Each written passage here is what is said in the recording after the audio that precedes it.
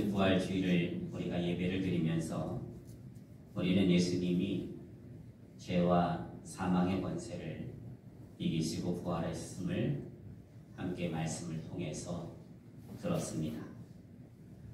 예수님의 죽으심은 인간의 모든 죄를 하나님 앞에서 대속하신 어린 양의 죽으심이요, 예수님의 부활은 그 모든 대속의 제사를 하나님께서 받으심으로 이루어지고 성취되었음을 보여주신 전능하신 하나님의 역사임을 또한 배웠습니다. 그래서 우리는 그 부활의 첫 열매 되신 예수님을 함께 기뻐하고 감사하는 마음을 담아서 예배를 드렸고, 예배를 마친 후 부활절을 기념하여 교회에서 준비한 부활절 계란도 주변에 인사를 드리면서 나누어 드렸습니다. 그날 참 감사한 것은 부활절 계란을 나눠드리다가 시장까지 들어갔는데 팥죽집 아시죠? 예, 그 팥죽집 앞에서 제 집사람의 이모를 만났습니다. 없는 줄 알았거든요. 아무도 없는 곳이라고 생각했거든요. 저는 이제 사람을 만나기 위해서 이제 그분께 이제 계란을 갖다 주면서 교회에서 준비한 부활절을 맞이해서 준비한 계란입니다 하면서 주는데 저는 안 봅니다. 저는 안 보고 어디서 본 사람 같은, 어디서 봤는데? 하면서 이제 보는데 그 눈빛이 누구냐 하면 보니까 저희 집사람이었던 거죠. 그래서 서로 이제 마주보게 되었어요. 그러면서 혹시 이은주 이모? 이러는 거예요. 그러더니 너 영근이구나 뭐 이러면서 이제 난리 났죠. 너무 반가워하는데 이산가족 상봉하는 줄 알았습니다. 그래도 저는 계속 계란 나눠줬어요. 나중에 집으로 돌아오면서 저희 집사람하고 이야기를 하는데 싱글벙글 하면서 고백하지 않을 수 없었고 놀라지 않을 수 없었어요. 참 하나님의 역사는 신묘만측하시다. 부활주일날 여러분 계란을 들고 그날 나가지 않았더라면 전혀 이루어지지 않았을 일입니다. 정말 예상치 못한 곳에서 단 한 번도 꿈에 상상해 본 적이 없던 일을 하나님께서 좋아하셨나 봐요. 그 계란 들고 나가서 전하게 되어지니까 너무 기특하셨는지 그렇게 놀라운 은혜를 베풀어 주시고 기쁨을 누리게 해 주셨습니다. 그러면서 저는 집사람한테 그런 이야기를 했어요. 우리 하나님께서 앞으로 어떤 일을 벌여가실지 기대해보자. 사람의 힘과 사람의 능력이 아닌 하나님께서 하시는 일, 그 놀라운 일들을 한번 기대해보자. 그리고 우리는 기도하는 것이죠. 하나님이 이루실 그 일들을 기대하면서.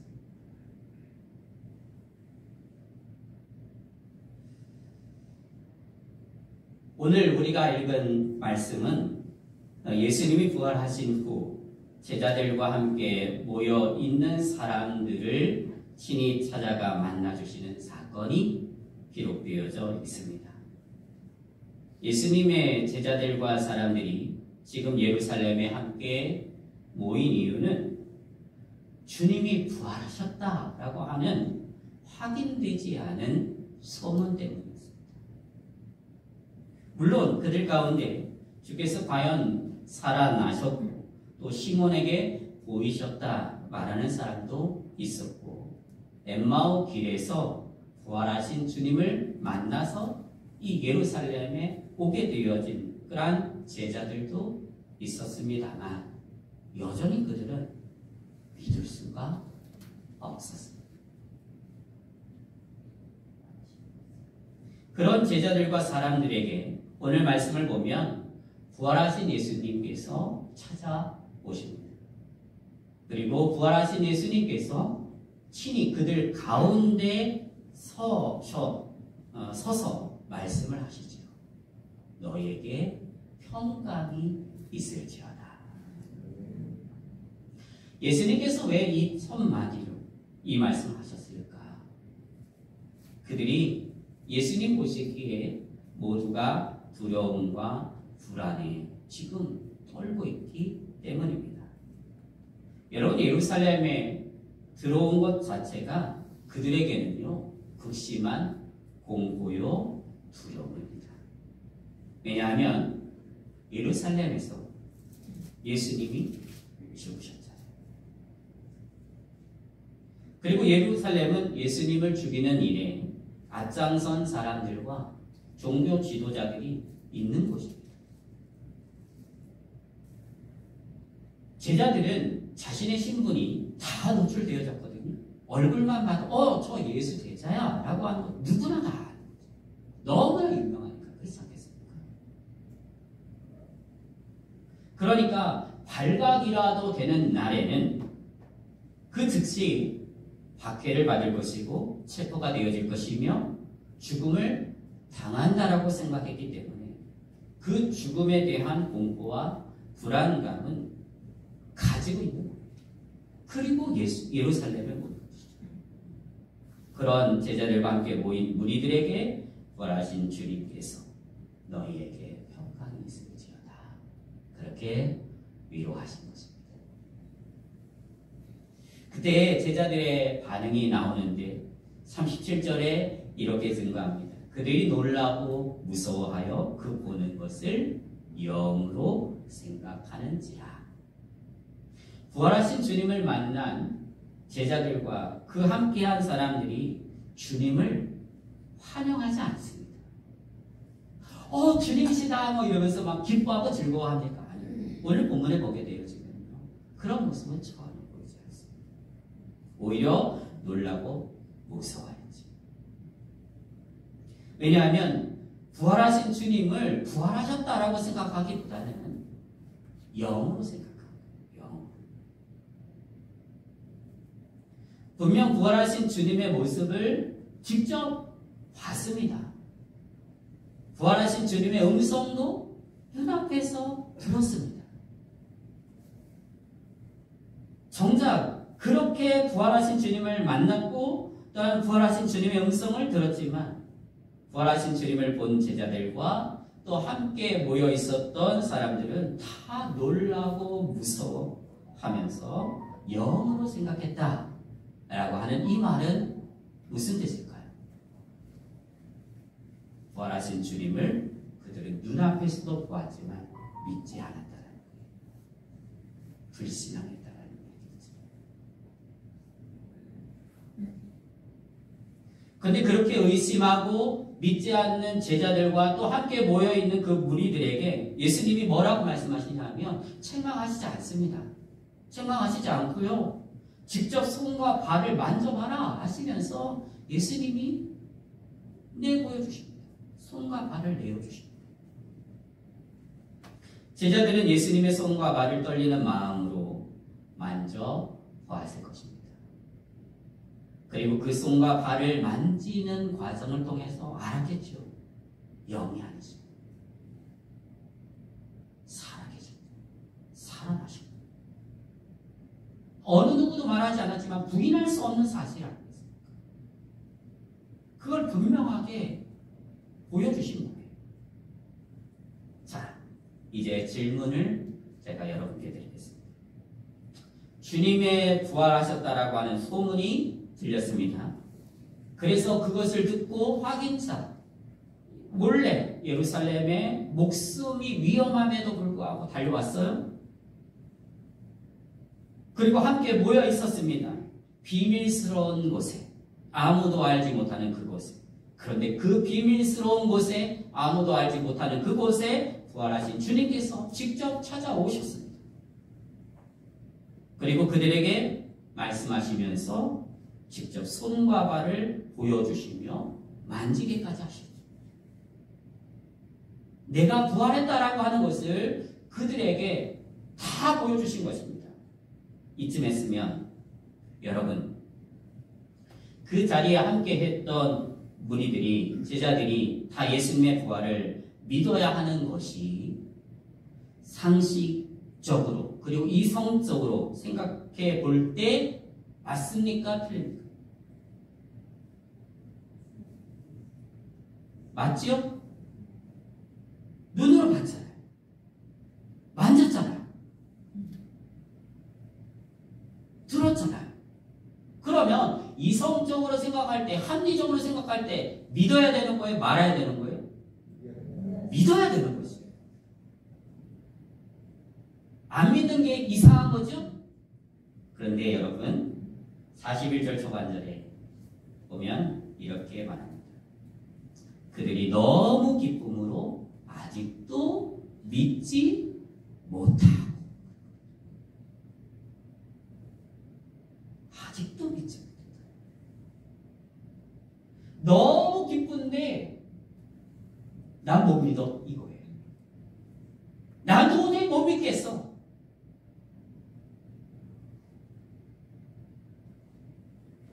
분명 제자들은 부활하신 주님을 보았습니다. 그리고 부활하신 주님의 몸을 만졌습니다. 그런데 여전히 나는 못 믿어.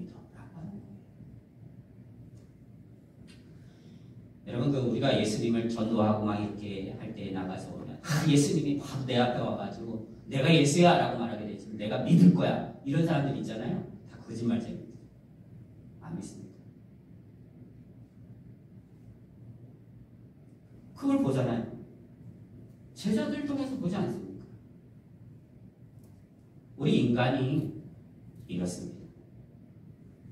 아무리 이성적이고 합리적이라 할지라도 그 이성과 합리라고 하는 것이 내가 생각하는, 자신이 생각하는 선을 넘어버리는 초현실이 내 앞에 펼쳐지게 되어지는 순간 인간은 그 현실을 가장 먼저 받아들이지 못할 뿐 아니라 부정하고 의심하고 불신하고 보는 것이 오히려 이성적이라 생각하고 합리적이라고 생각합니다. 이것이 타락한 인간의 본성입니다.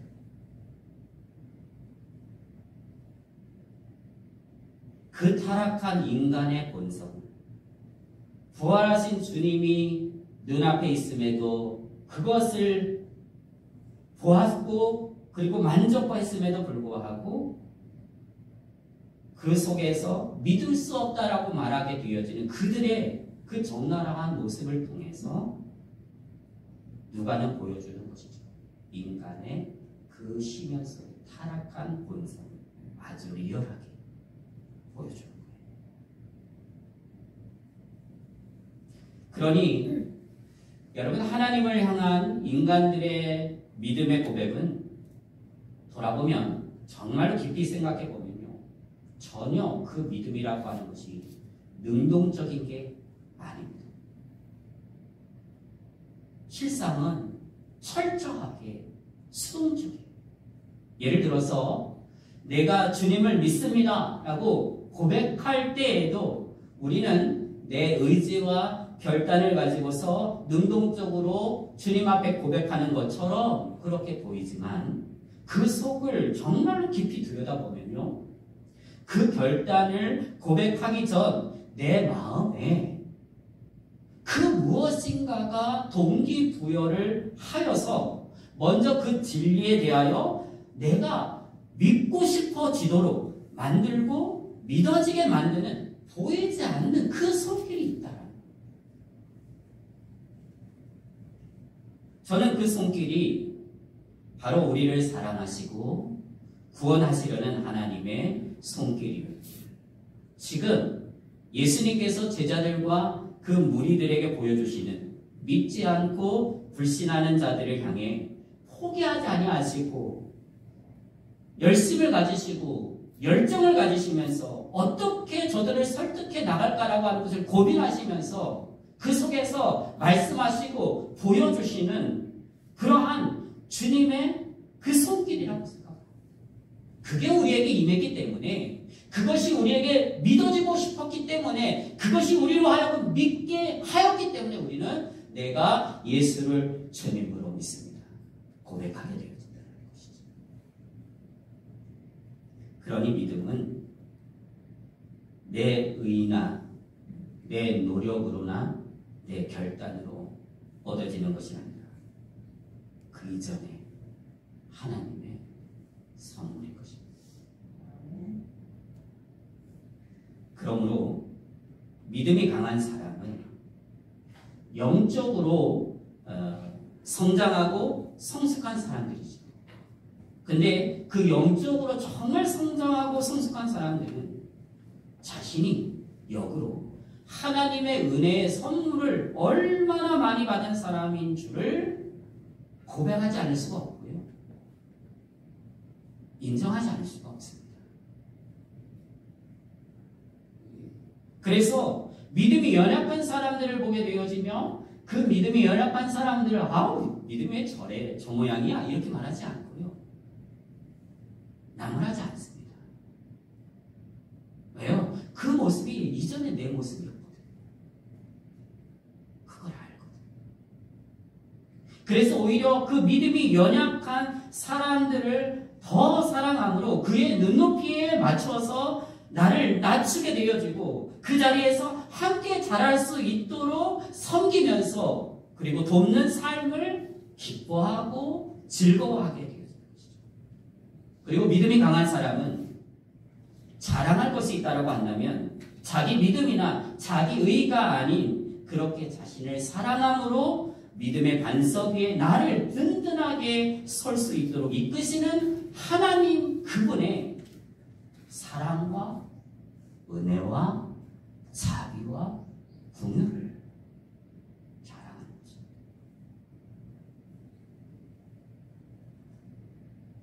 이 은혜가 풍성한 믿음의 사랑, 그 사람이 저와 여러분이 되시기를 주님의 이름으로 축복을 드립니다. 아멘. 그래서 저와 여러분을 통해서 하나님께서 많은 일을 행하시고 그 일을 통해 하나님의 영광만을 드러내는 삶으로만 충만하시길 바랍니다. 다시 본문으로 돌아갑니다.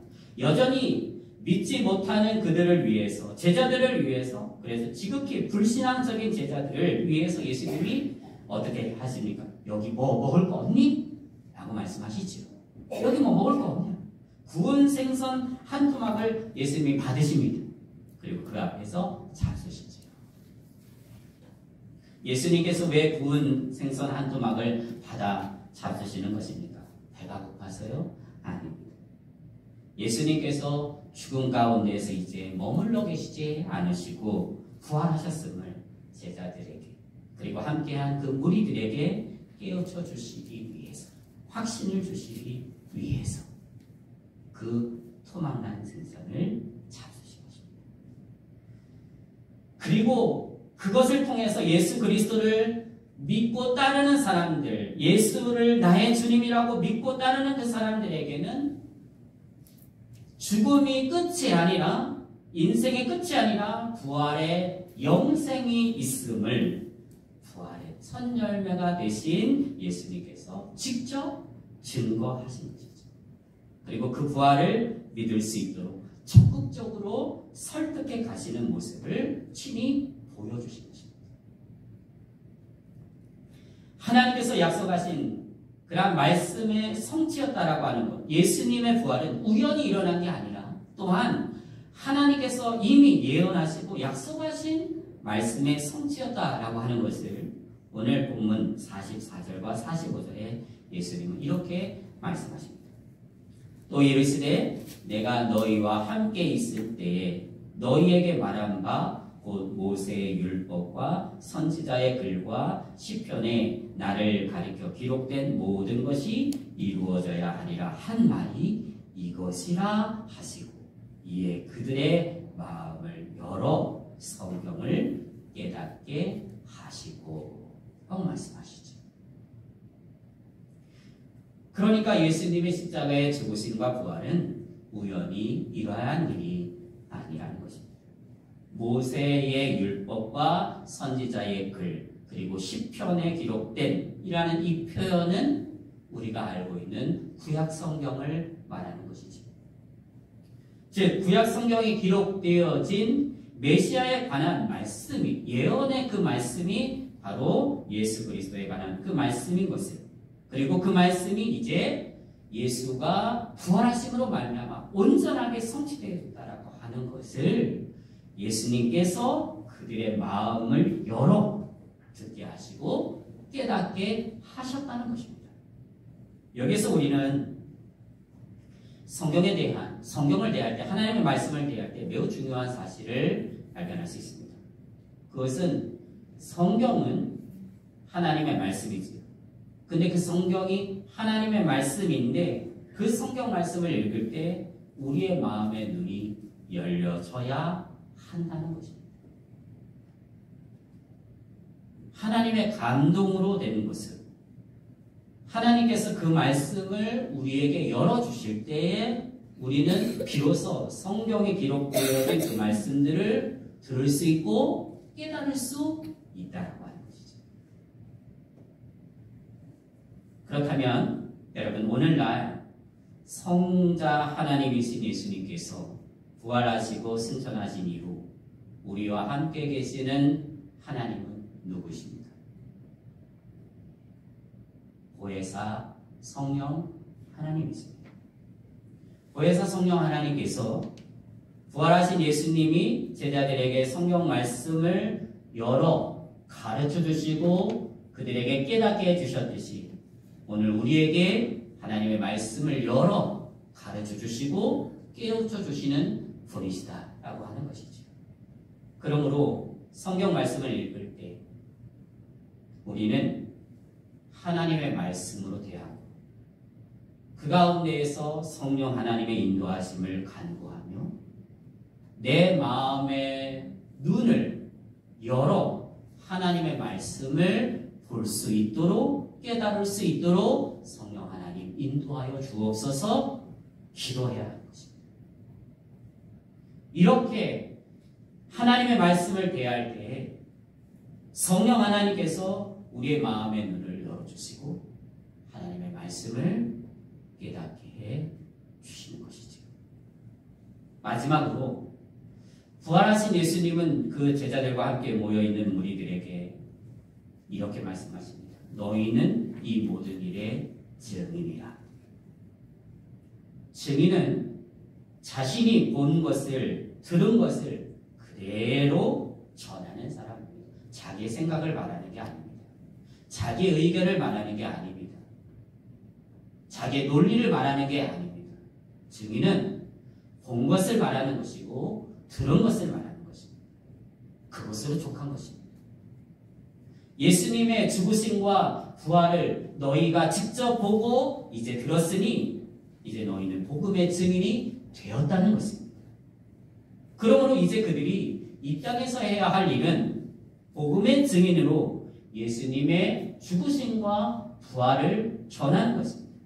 예수님이 왜 죽으셨고 예수님이 어떻게 부활하셨는지, 즉 예수님의 죽으심과 예수님의 그 부활이 인간의 구원을 위한 전능하신 하나님의 역사였다라고 하는 것을, 그리고 그 예수님이 바로 메시아라고 하는 것을 예루살렘과 그리고 사마리아와 땅끝까지 이르러 전하는 증인이 되어졌다라고 주님이 말씀하시는 것입니다. 그러니 그 증인으로 살아라라는 것이죠.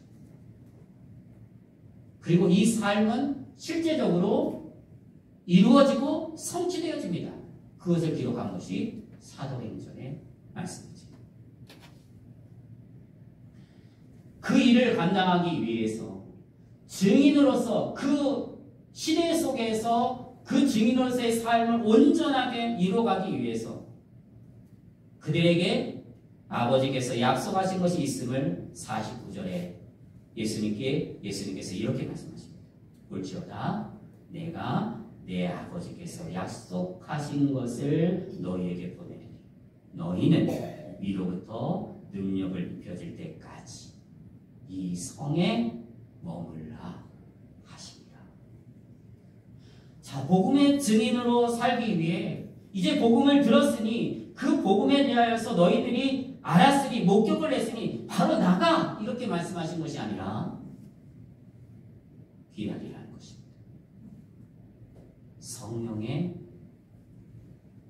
임재를 성령 하나님을 보내주실 터인데 그 성령 하나님께서 너희 가운데 임하실 때까지 기다리라는 것입니다. 그래서 성령의 충만을 받으라는 것이죠. 그러니까 이 말은 뒤집어서 말하면 성령의 충만함을 받지 않고는 너희들이 아무리 증인이고 너희들이 보았고 목격했던 것들을 온전히 이루어가는 그 증인의 삶을 살아갈 수 없다라고 하는 것입니다. 그러니까 성령의 충만함을 받지 않고는 안 된다는 것이지요. 성령의 충만함을 받지 않고는 복음의 증인으로 너희가 살 수 없다, 능히 감당할 수 없다라고 말하는 것입니다.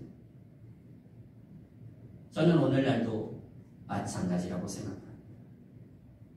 우리가 예수 그리스도의 부활과 예수 그리스도의 그 죽으심을 전하게 되어지는 증인으로서의 삶을 하나님 안에서 우리가 받았지요. 부르심을 받았지요. 그 복음의 증인으로 이 세상에서 살기 위해서 우리가 가장 중요하게 여기고 체크해야 되고 그리고 먼저 해야 될 것은 뭐냐면 성령의 충만함을 내가 받았느냐는 것이죠. 성령의 충만함을 내가 정말 받았느냐는 것이죠. 받지 못했다고 한다면 기다리는 것입니다. 기도하는 것입니다. 사모함으로 하나님 앞에 간구하는 것입니다. 그 기다림에서 언제가 되어질지 모르지만 성령의 충만함을 받을 때까지 기도하면서 인내하면서 나아가는 것입니다. 이것을 사도들이 했지요. 어디에서요?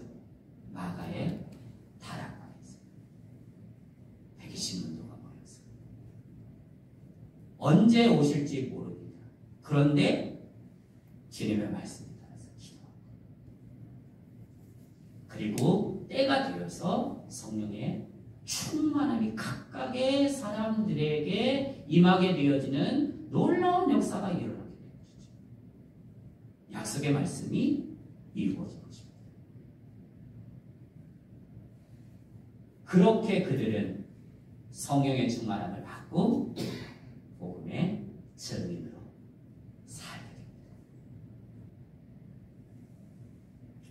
오늘 이 말씀이 저와 여러분에게 영적인 도전이 되기를 바랍니다. 성령의 충만함을 정말 사모하고 성령 하나님의 임재하심을 간절히 사모합니다.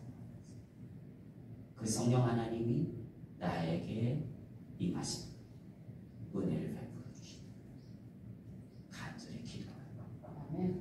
성령의 인도하심을 따라서 살아가게 되어진 은혜와 복이 있어서 증인으로서의 삶을 온전히 살아가면 그것이 기쁨이 되고 그것이 감사가 되고 그것이 행복이 되고 그게 즐거움이 되어지는 그런 여러분 모두